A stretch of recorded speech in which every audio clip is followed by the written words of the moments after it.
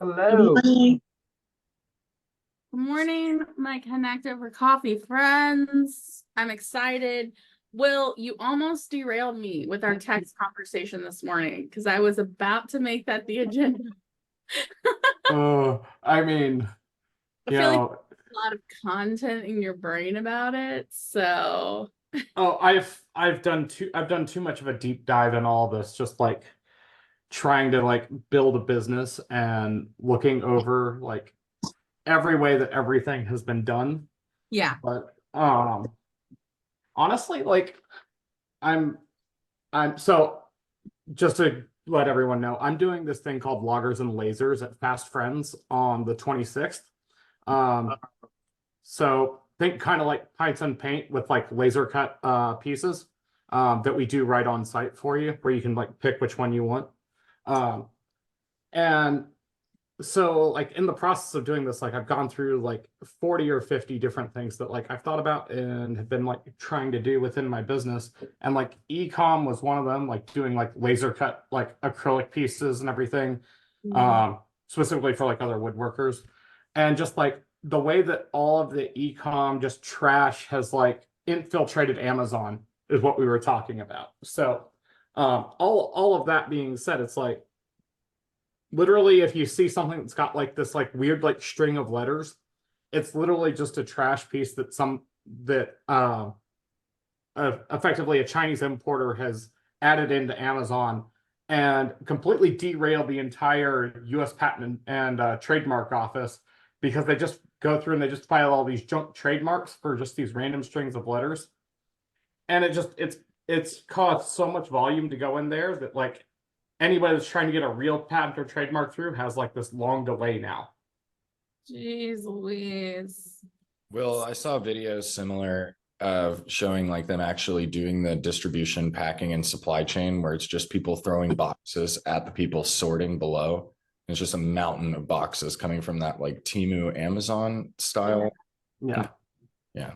Honestly, like I'll tell you guys this straight up. Like, so I work with influencers Mhm. fairly regularly, mostly on like the back end, like getting their technology and technology stacks built and like secured on the back end.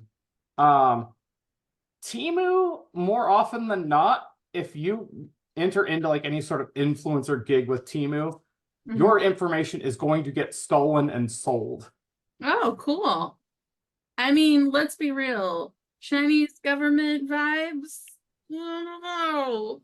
But that sucks though, because it I was Will and I were kind of texting back and forth because I saw this commercial that was just so honestly, it was really well done. Aubrey, I feel like you would also probably appreciate this commercial, so I'll share it.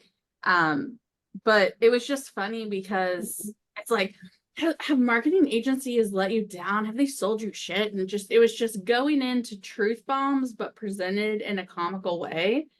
And I was like, yes, that resonates with reality. And then I shared it with Will because I know he's a marketing nerd. And then we started talking about fake products and how he doesn't buy anything on Facebook or Instagram. And then I was thinking with regret the crap that I've bought on Facebook or Instagram and how many ads I am constantly being harassed with there. And I watched some sort of documentary, or I don't know, maybe it was a YouTube, short something, but it was about this dress that was like a $700 dress from the actual designer. And then all over the internet, there's all these fakes that were made in China. And the girl actually orders that same dress from like 15 websites. Most of the websites were shut down by the time she received the dress in the mail because they were absolute scams, but they were all advertising the same, influencers in the dress and they had the same vibe and it was saying you're getting the same product, but every single dress that she unpacked was different. Some of them weren't even the item that was advertised. And so I feel like, lessons learned if it's too good to be true, it is not true. But, modern lessons. I'm surprised she got something from every vendor. I think there was one that she didn't get anything from. Like out of, quite a few, like 10 or 15, there was one that got shut down before they even shipped the product. Well, I mean, maybe they never existed, but We're very also taking a pretty American-centric viewpoint with this, though, because e-commerce done on social media apps is basically, for a lot of third world countries, that if you don't have the internet, if you don't have, broadband, you're using social media as your literal communication device, e-commerce device, everything. So true. the amount of e-commerce ads done, particularly in Asia on these platforms, is astounding. Yeah, and it's just like, I think it leads into a bigger question, which is where does responsibility begin to lie with the platform for providing an environment where all of this can exist? And that's like the most frustrating part about all of it. It's like, oh, when the only recourse you have is just to get somebody deplatformed off of it, it's like, um, it's like why you see like class action lawsuits happen. It's because it's like, oh, I can do damage to 1 million people for $2 a piece. They'll file a class action lawsuit, and I'll only have to pay back $1 million of that. Then the economic calculus says that I absolutely should do that. But because of morals and ethics, it's like they say, you go to college and business school and you learn how to be a felon, but you hope that they instill the ethics in you in the process. Well, Amazing. I mean, the other thing ultimately that we need to recognize as a population is that, like, I'm going to use LinkedIn as an example. LinkedIn has a different burden of responsibility than Facebook or Instagram because the majority of users on LinkedIn pay for the actual platform. Yeah. None of us are paying for Facebook or Instagram. So what responsibility do they have to the users? None, in theory, just to make sure that they use the platform so that their ad partners can sell as many ads as possible. So it's also just being realistic about how these social media platforms actually work. If you're on Facebook, Instagram, Twitter's a little less so now because they have the paid version, but Facebook, Instagram, TikTok, you're the product. Yeah. Yeah, and that's the thing, eventually it comes to the point where, if you're the product on this, so long and you aren't getting any value out of it, it's like I'm just being advertised to constantly, and then I'm being advertised with like awful ads, for bad things. It makes it worse, and that's what causes a platform to just completely decline. There's this whole concept called enshittification, where first you get a tech product that comes in, it disrupts the market, and it takes away market share from all of the things. So like Uber and Lyft are a great example of this. They've done that, and then after they've gained the network effects of having all this audience and all this market share, they then begin to rapidly monetize and extract as much money as possible out of it while making it as minimally good to everyone involved as they possibly can. So that's why, like, if you look at Uber rides, Uber changed everything to this upfront pricing instead of like, surge pricing and everything like that. And when they did that, what they did was they started charging riders more money and they started paying drivers less money. And so like it was originally just like a 20% off the top, and now it's like Uber takes like in some cases 60% of the fare goes to Uber and only 40% goes to the driver. Which, by the way, fun hack. Sometimes you can just talk to your Uber driver into canceling the ride and taking you where you want to go for, like $5 more than what Uber was going to pay him for the ride. And it's like if you guys collude on it, you can just cancel a ride. You can get out for like $20 less that way.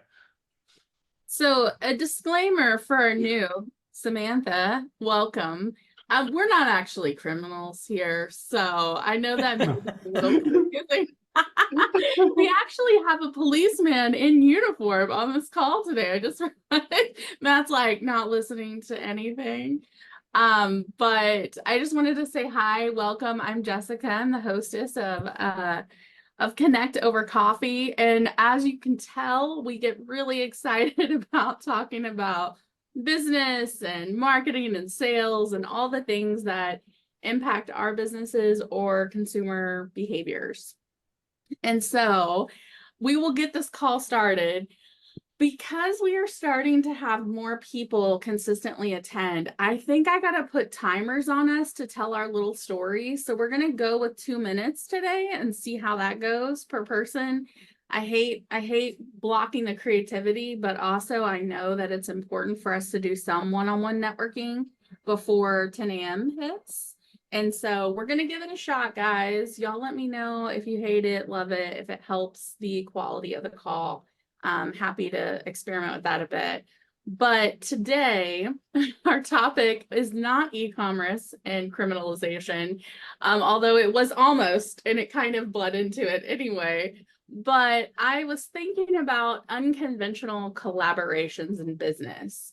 And a conversation that I've been having with my customers, that I've been having with friends, just organically over the last few weeks, is how can you find a strategic partner in your business? Because as the noise of ads and all of that gets louder and more expensive, small businesses have to find more stealth ways to reach their customers in creative and unique ways that are kind of disrupting the general information flow that we're constantly bombarded by. And part of that is to figure out who those strategic partners are that maybe share a similar value system, or they attract customers that could be mutual customers in a creative way. And how are you finding those people? What is the method that you're using to kind of seek that out as you're networking with people? A lot of us are serial networkers. So we may meet really cool people all the time, which I know I do. I don't know, maybe I'm just lucky. I know a lot of cool people. But I also get distracted by the shiny partnership perspective because I want to help everybody. I want to say yes. So there's a struggle, right? Of how do you strategically like go after it? And honestly, I did not even realize you had joined too, Paris. Welcome, other newbie. Glad to see you. I know Paris is like lightning laser focused on this kind of stuff, so I cannot wait to hear her answer because she is ruthless from what I have observed already in a delightful way. But if you could choose a company, even a competitor, maybe they're a huge dream company on your wish list. We talked about this a couple of weeks ago, you know, your dream 100, whoever that is, who would you choose to partner with and why?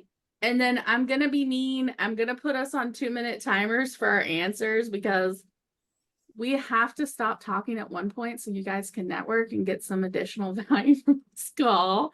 So Aubrey has to bounce early. I'm going to let him go first. If anybody else has to leave a little early, please put it in the chat so that Aubrey can pass the baton on to you. But Aubrey, your time starts now, my friend. Can you see the little timer? Is everybody? No, but just kind of motion at me and I won't go Okay, over. cool. Cool. I'm Aubrey. I'm with Alter Endeavors. We're an online lead generation agency. So we help brands and speakers and thought leaders drive more online conversions through their website and online platforms. Our business was actually built on collaborations, specifically in the PR and literary space. So my ideal collaboration, and this is something we've been working on internally as a business, is finding which other people in the literary world would get fired if they didn't have our services. So a lot of times we can come in and help a PR agency or help a book agent or help the actual publisher with the go-to-market and launch of the book. And we can help them with specific metrics, for example, that they can take back to their clients that are wins, such as helping them build their newsletter followings, helping them get actual more book purchases, etc. So that's what our real goal is trying to find those either book agents or publishers. So what we'll typically do is we'll give them a preferred pricing or some kind of referral fee or something like that. But that was just kind of our general nexus of thought, was who could get fired or who could basically get more clients by working with us. I love it. Dude, you even came in early. Look at you winning it for everyone. I love it. All right. I think that Todd probably needs to go next. So Todd, you got it, my friend. Thank you. Typically I try to network and recruit as referral partners people that are talking to the same audience or demographic that I want to talk to, small to medium-sized business leaders, but preferably those that are representing a non-competing product. So it's like a win-win, you know. They're talking to some folks that I would love to be introduced to, yet I'm not taking anything off their plate. That having been said, Insperity recently announced that we are engaging in a large partnership with Workday. And if anyone is a little bit familiar with Insperity or a little bit familiar with Workday, there is some overlap in what we provide. Some companies will be using Workday and use that as an excuse not to partner with Insperity, even though it's not really quite the same product. Workday is more of just an HRIS platform where we are the entire full stack of HR services. But that being said, it actually makes sense because we're going to realize a lot of synergy, and our technology that's already really good, if not great, is going to become just absolutely fabulous. And as an ironic footnote, Workday was actually a client of ours when they were young and starting out. We ran all of their HR. And once they became big enough and successful enough, they kind of were like, okay, you know, there's enough overlap in the products that we probably need to be doing this on our own, lest anybody find out. So this is kind of funny because it's come full circle to where we're partnered with them again. Nice. Awesome. Can y'all see the little timer in my little box when it's up? Okay, cool. Using the technology that I'm paying for. Love it. Okay. Miss Paris, you are next because I know you have to leave a little early. Yeah, great. Thank you. And thank you for hosting this, Jessica. This is great. So I'm Paris. I own an outsourcing company. So basically we help people find anything from an entry-level virtual assistant all the way up to like a back-end DevOps person in South America at a reduced price. So I'll just go by the numbers because I like numbers. I have 14 contracts open right now, right? So like that's what I'm currently 14 that we're in the active sourcing process for. Mm-hmm. Of those 14, 2 of them are current clients. And then of the 12 that we have, all of those came from referral partners.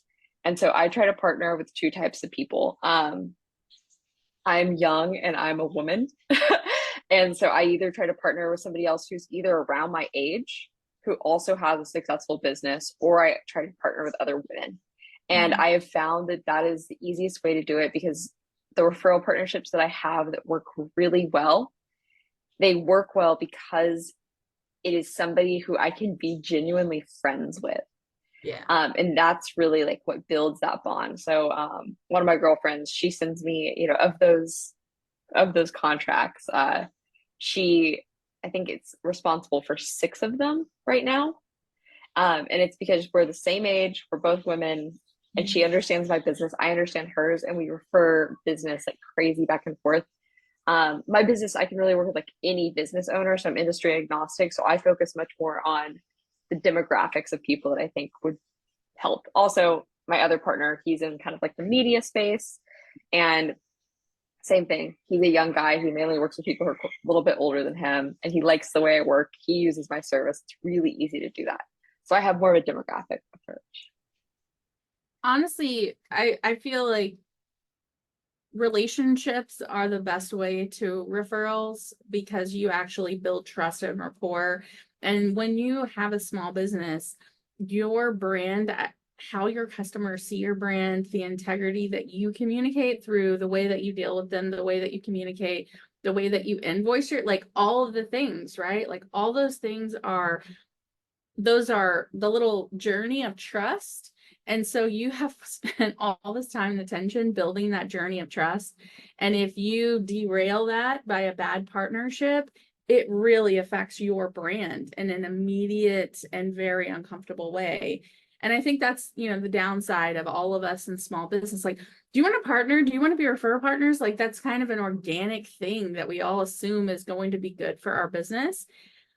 And sometimes it's really not. Sometimes the culture of the way that people do business really affects your customer experience, and then it burns your clients. So relating to people who share similar values and the way that they conduct themselves in the world, they're also going to attract the same types of clients. So it makes sense that those would be great referral partners. Very cool. I actually have something to add. I actually this year removed any referral bonuses to people that I like have relationships with. But I mean, mostly I was doing referrals for. So for context, I own a water recreation business. We do swim lessons, private lifeguarding, water fitness, water safety classes, and I was providing mostly clients credits. But then I was realizing actually I don't even need to give that to them. Like we have such a good relationship that it's not necessary. And even when I was doing it, like I work with personal trainers, chiropractors, all of this, like when I was like trying to offer and show them how thankful I was, they were like, you being in our corner and inviting us to your annual health and wellness fair is enough. Like, and I had to have enough people tell me like, you are doing so much to build this relationship with us that we don't need the money because we know that it will come from that relationship. So I just wanted to like square what you said, seconded, thirded. That's such a good point. Do you go by Sam or Samantha? I go by Sam. Thank you for asking. Okay. So, Sam, I completely agree with that because a lot of times our relationships aren't about transactions. That's the whole reason that we build relationships, because we're getting away from the transactional nature of things. And someone recently asked me, like, should I give somebody a $50 gift card to show up to a demo? I'm like, freak no, because that's setting the stage of just a really toxic transactional relationship that is going to end in a bad way. Usually that persona that's going to be attracted to that is going to be cheap. They're not going to buy from you. They're not going to refer to you. They're probably going to say worse things about you in the world because they're not going to get that dopamine hit of that $50 gift card every time they do something nice. And that is not the way to build your business. Unless you just have bukus of money and you suck and you're a huge SaaS company. And then go for it, because I'll take that $15 or $50 Amazon gift card for a Were they selling timeshares? No, in the SaaS platform, like in the SaaS world, a lot of like, hey, show up to this demo and I'll give you $100 Amazon gift card or some earbuds or whatever. Like, it's kind of crazy the spin that they have because the customer acquisition cost is so insane, you know? But anyway, I digress. Obviously, you guys can see that this is an exciting little conversation to have. Who wants to go next? Sam, do you want to go next? I know you kind of talked a little bit about partnerships, but do you want to go next? Sure, I can go next. I think that my dream partnership, perhaps because it's my dream business model, there is a company called Tank Love, and they are actually, it's like two musicians in Austin that go and they do like a week of swim lessons around the country for free, and they have like really awesome partnerships. And I'm trying to find out like how I'm trying to figure out how I can do something like that that's sustainable. So like in my business, we do swim skills clinics because it allows me to give free swim lessons to the public and let my instructors work on getting better at things that they don't feel skilled at teaching or as skilled at teaching. And yeah, so we do that, and like we offer scholarships, and obviously theirs is completely nonprofit. And so like I need to figure out a way that I'm making money but still providing this like resource. And you know, I would love to get like government funding. That seems like a really huge daunting task. but I'm a bit torn because I'm also like, a lot of times maybe government funding needs to go to a bigger operations, and at the same time I'm really content. Like, I can pay my bills and I live a really fulfilling life, and I work from April to October really hard, and then I travel the rest of the year. Like, it's a really good lifestyle. So um I guess I'm trying to figure out whether it's partnering with someone like that, or being able to host more, like I mentioned, we do a health and wellness fair where we raise money for the scholarships, and that's with, like chiropractors, personal trainers, all these health and wellness people that I have good relationships with. um this is my year for just like finding that balance of taking care of myself and my company and my employees, but also taking care of my community. I'm just gonna say it, even if no one else says it. Big, huge businesses do not deserve all the grants, girl. Go get it. Because honestly, your customer service and the delivery of service is probably going to be better than a lot of the bigger companies. I worked in the nonprofit space for a little bit. Go get that money. And actually, I know someone, so ping me, Natalie Poindexter here in Austin. She helps people get grants. That's literally her business, and her consulting fees aren't outrageous. So I'm connected with her on LinkedIn as well, but I would say having a discovery conversation with her will help you. Anybody else have any advice for Sam on that front? No, but I can actually, I've got a contact that owns a lifeguard training company. I'll connect you with. You guys might be able to cross refer business to each other. Awesome. Yay. Love it. Community action. Makes my heart so happy. Love it. All right. So who do I choose? You know what, Brandon? I'm gonna choose you because you've been over here smiling a lot. So I want to know what's going on in your mind. Well, I'm just making notes because I was thinking about the business grants and something I needed to work on in Missouri. So if you have any connections in Missouri for small business grants and not for profit, I'm working on it with a not for profit up there who's sitting on the fence. Okay. So anyway, like that. So Brandon, you guys sort of know what I do, but I'm a business executive coach, and I help leadership teams at sort of that intersection of culture and strategy, and make what we do helps create the culture where strategy actually works. And so, really, my circle of influence is around my local network and leaders in HR, bankers, fractionals in the COO, CFO, even in some cases CEO space, or boards of directors. I visit with a directors group, a bunch of guys that sit on boards. And it's funny, Paris talked about her network is young people. I guess my network is old people because they are similar in age to me and they have experience. I got 30 years running a building products business. And when I compare what these other folks have done, they've come out of industry, they've sold a business, and they're trying to help others, right? They're trying to help small business. And so we have that in common. So that's sort of one side. And then I'm morphing my business right now. And what I'm doing is I'm focused on when I say I'm focused on the local market, when I said that earlier, that's the greater DFW market, which has somewhere in the neighborhood of 8 million people, which is a lot. But I live in Aubrey, Texas, if you guys know where that is, which is sort of a suburb of Denton. And there's 4,000 people. And so I'm focused on the local chamber of commerce, churches, and like that in the area to try and give more back in my community. So I know my time's up. That's it. And so it's sort of twofold. It's okay. You're old. You can have a few more seconds. I'm slow. All right, Matt, I'm gonna let you go next. You look so handsome in your uniform today. Oh, thanks. Busy I busy.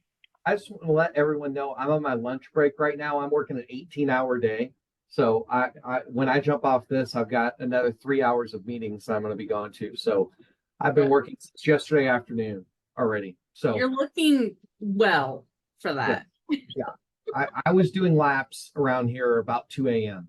and I'm taking up my time. So my business, a leadership business, I'm getting out, trying to get out in front of people and talk about leadership specifically in the first responder community. and trying to get a think tank started in that. So police officers and firemen don't usually get along because people get dressed up for the firemen and they dress down for us. So I found myself really aligning and getting some good contacts in that fire service area because they're a little bit more progressive in their retention and their retention of people, and they're really open talking about new leadership styles, and that they don't aren't usually saying we've always done it this way. And that's the primary culture change I'm trying to put forward with law enforcement, is we need to look at leadership in a different way. So I've taken that and trying to get some traction in that area, and I've had great success down in the Austin area. When I was there a few weeks ago, I got to meet with a couple of different guys in fire service down there, and they've become members of my book club, which has been awesome. And so where I'm trying to be a little bit more aligned, getting more of the first responder community, and hopefully get an EMT group, get some EMTs on board, and just be able to bring that all together. I love that. I love the fact that you're kind of uniting two competitors almost, because my husband's a police officer as well. So like police and firefighters, they talk a lot of shit about each other all the time. But firefighters just get to work out all day. So of course they're in calendars. Why not? Anyway, but I love that you're intentionally positioning that, because ultimately there's so many similarities. They're serving their community. They have a value system that they are, they go into their work to execute on. That's their intention. And so it's interesting that you're taking two polar opposites and bringing them together, which is great. And that's exactly what a really awesome strategic partnership is about, because from a foundational level, there's more similarities than differences. And if you want to get really, philosophical about it, isn't that what we all are? We're humans who have more, similarities and differences. But I love that. Thank you for sharing. All right. So we have a couple more folks that haven't gone. Q, I want to hear from you. For sure. Hello. So I think one of the most interesting competitors or companies that I would like to partner with for sure, it is Wrexham AFC. And the reason why is because one, I've just decided to rewatch the first season of Welcome to Wrexham and stuff, so that has been a very interesting and illuminating documentary for sure. But two, I'm very fascinated with wanting to work with them, not only in terms of how they've like impacted their own community and stuff, and how like important that whole town has been for them as a club, and how important the club is for that community, but also just seeing just how like how they involve their community more and more with like the day-to-day stuff that's going on within the club. So having like an accessibility person to come in the position and paying them for that, and then going out and talking with a couple of like the locals, and then even going out to talking to someone that has a podcast surrounding what's going on in Wrexham and stuff like that. And also because I'm a stickler for community involvement and stuff, because I'm a community involvement chairman for my fraternity's alumni organization. So I deeply care about wanting to create like programs, educational programs, workforce programs, and more exciting stuff to help impact my community in a greater whole. Because Wrexham, I believe, have like a kids program, I want to say, that are targeting like their kids and that are interested in football over there, and stuff like that. So yeah. Awesome. Always good to see you, Q. Q and I are working on some stuff, man. We got some projects. I'm excited. We'll keep you posted. Gamification and customer journey, and monetizing that in a big way. So that's the little drop. All right, Mark, do you want to go next, my friend? Sure, but I think I'm gonna be really quick with mine. Before I do it, love the red bow. It's awesome. Thank you. Just gotta call that out. Second, y'all know me as the Canadian aspiring to be an entrepreneur who's using his superpowers in recruitment and turning it into a small business. More to come. And who I would want to partner with, this is where I'm going to go against everybody because I'm just going to be like Oprah and I want to partner with everybody because I'm looking for business. However, the specific framework that I use to actually network or partner with anyone, have talked about this with a lot of people. I stole it from a YouTube video that was about philosophy and a professor and learning how to write. And he uses the framework of +1 -1 = 1, meaning you find people that have much more experience and could be potentially mentors for you, and you work with them in that capacity. You find people who are at the same level of you, people that you can riff and exchange information and ideas to be able to learn from one another, i.e. like sparring partners. And the -1 are people that you mentor, because how are you going to refine your own skills to be able to learn and, more importantly, spar with if you can't pass it down to somebody else? So every time I'm on my networking calls or working with customers, I'm just using this framework in my head all the time as to where I see this individual, what I can learn from, what I could potentially help out with, or more importantly, what we would compete against each other and how do we refine our skills and sharpen with one another. And that's it. Love it. Thank you. Also, I love the -1 piece because I think we get so busy. I'm speaking for myself as an entrepreneur who I am so slammed. I feel like my brain is going 10,000 miles an hour. A wise friend said, Jessica, do you need idea birth control? And I was like, wow, I never thought of that. But yes, this is 100% the medication that I need, if it existed. And so I think we kind of miss out on the opportunity to help others. And it's something I think about a lot, especially like being a female in business, because when I was in the corporate world, you didn't support other women really. You were kind of fighting for that piece. And so it was very like cutthroat and disgusting and really out of character for how I want to be a human. And so I think, one of the ways that I'm trying to make that part of my business is doing non-billable workshops through strategic partnerships and being able to kind of help inspire others. But it won't be a huge chunk of my mind time because I think that's the balance. Like, how can you offer your support and services without having to have a huge commitment of your own time? And for anyone in Austin Women in Technology is literally hosting an event Thursday night about mentoring and menteeing, how to be both. So if you're in Austin and you want to come to that event, hit me up because I think we still have some spots left, but interesting topic for sure. Jack Chestnut. Oh, sorry. Go ahead. Oh, I was just going to add maybe, I mean, this is the hack that I'm using because, again, taking my superpowers of recruitment and trying to turn it into something. How I've been mentoring folks, just literally doing my version of career coaching by offering my perspective as a recruiter in terms of what you see in the application, what you see when you're applying into roles, etc.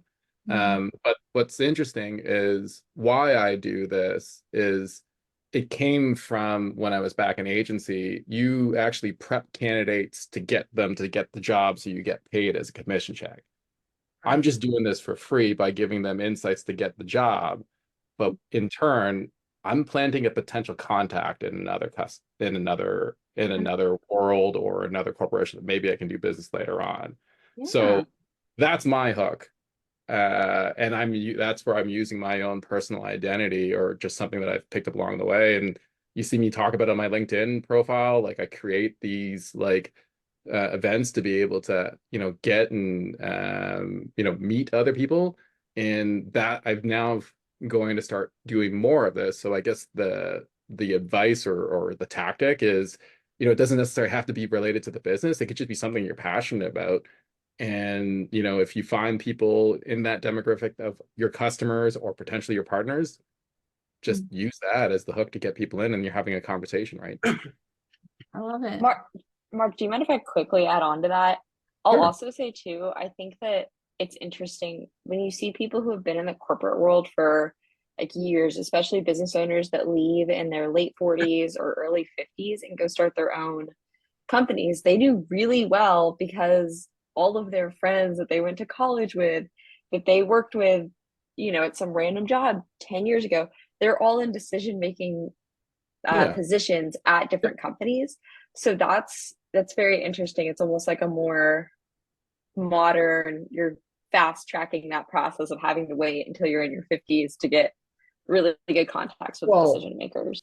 to even add more to that, Paris, I mean, just take a look at this diverse group of demographics, right? I mean, I am that demographic. I mean, I'm a middle-aged guy. Don't let the Asian fool you, no racial, but I'm a middle-aged guy that have all these different individuals that I've networked and worked with. And even now, I find it interesting that people who are my parents' age are still entrepreneurs themselves, running their own thing, and they've picked up contacts. Like, I don't think it has this idea of you have to teach someone.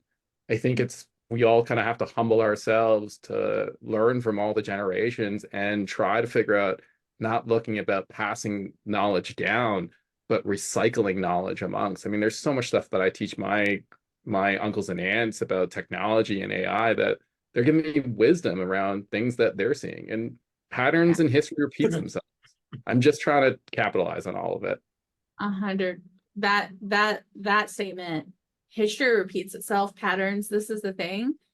People are very predictable.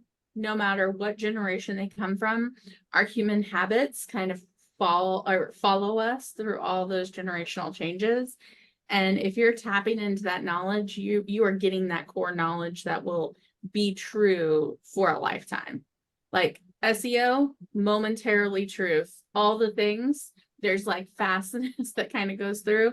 But ultimately, if you really want to build relationships and community, knowing people and getting that wisdom, I'm super grateful that when I was 18, someone hired me to be a medication aid in an assisted living home, which is nuts because I was 18. But I got to hang out with like 90-year-old people every day. And it taught me some really it taught me some disturbing things. And it also taught me some really, really amazing things about life in general. And I think it's the best. So I always look at who is just the coolest, smartest person I know. It doesn't matter where they come from or what their age is. There is a knowledge that is just so intriguing. And I love that. Thank you for sharing all of that, Paris and Mark. Jeff Chestnut, you're the best. We saved the best for last. Absolutely. I didn't do mine. Yeah. Oh my God. Okay, I'm sorry. Should Will go first so that the statement can still be true? Let's do that. Will, you go, and then we'll let you go. All right. So I'm gonna prefix this by saying, first off, I'm not a Swiftie, but my ideal partnership would be with Taylor Swift, and here's why.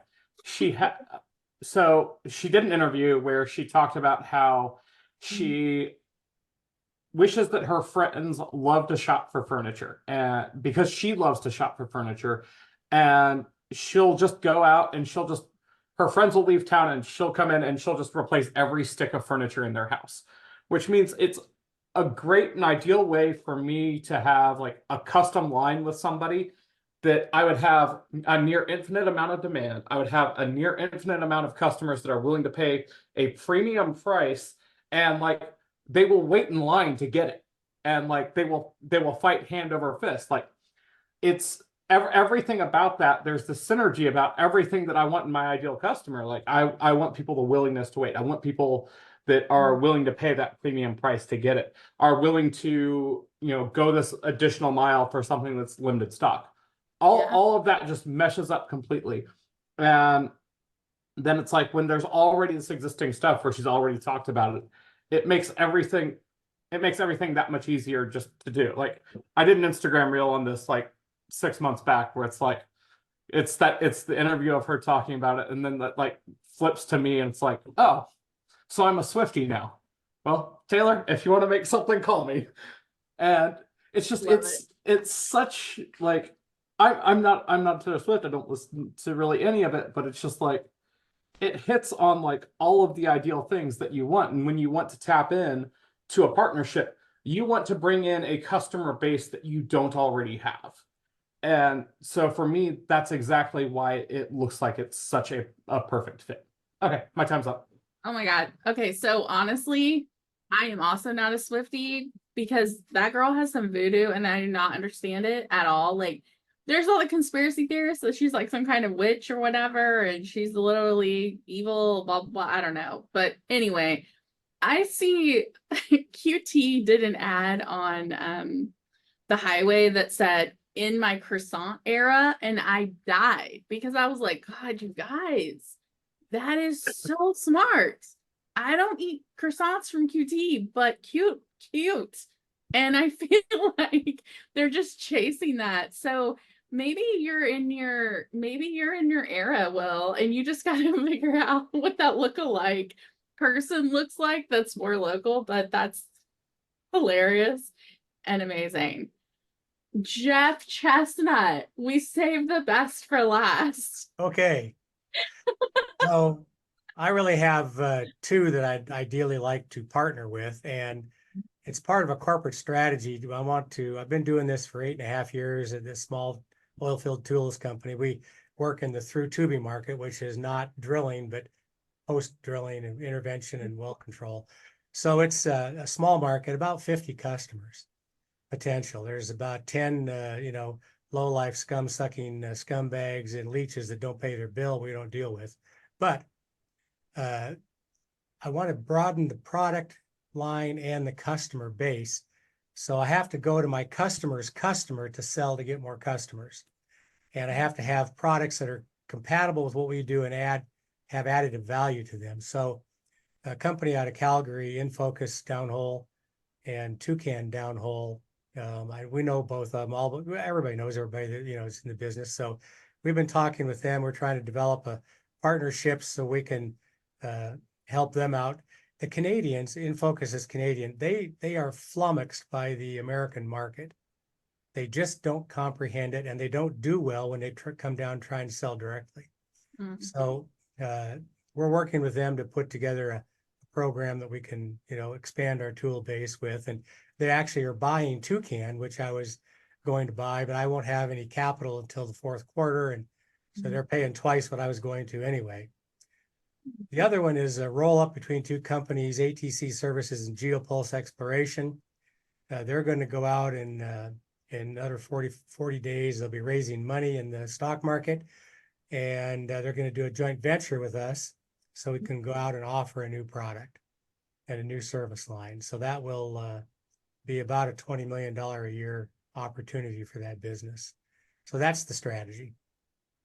Love it. All right. So now what we do is we're going to break out into small groups. We're going to do that until right before 10. So I'm about to open up those rooms. You guys can hang out in smaller groups, but I will send out a message 60 seconds before I close those rooms, and I'll see you in a little bit. Have fun. Don't get in trouble. Don't say anything I wouldn't say.